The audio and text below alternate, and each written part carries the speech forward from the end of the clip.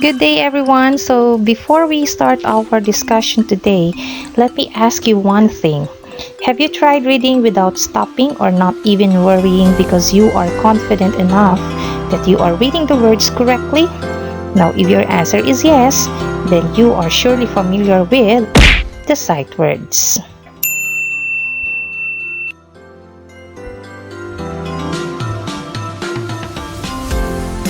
What are sight words? Sight words are the most commonly used words that can be easily recognized and memorized by the learners.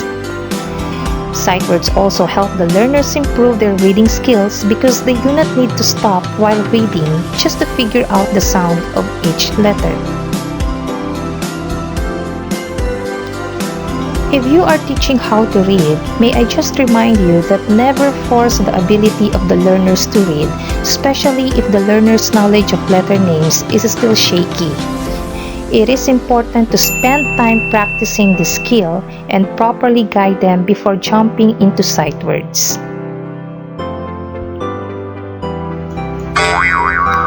Now, let's do this challenge if you are really a good reader.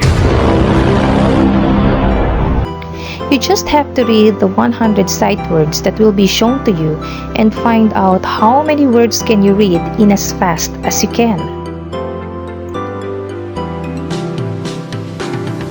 You can ask a friend to record the number of words that you misread or mispronounced. Just continue reading up to the last word. Patience and determination to learn are keys to achieve the goal of this challenge. And, of course, before we start, you will be needing a piece of paper and a pencil to record your score. So, are you ready? Let's begin now.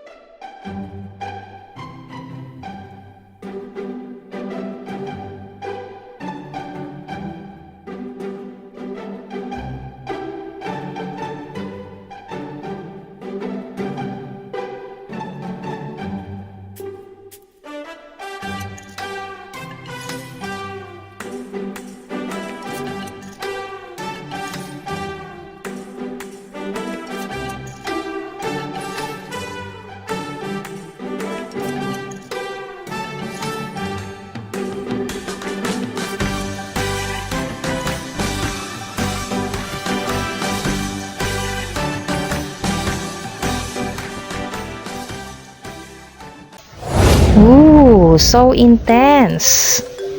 Now, count the number of words that you misread or mispronounced and subtract it to 100 to get your total score. If you got 90 and above, congratulations! Very good!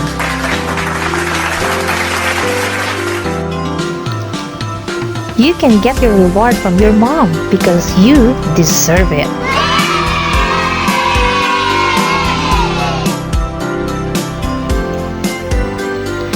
Now, don't feel sorry if you got 89 and below.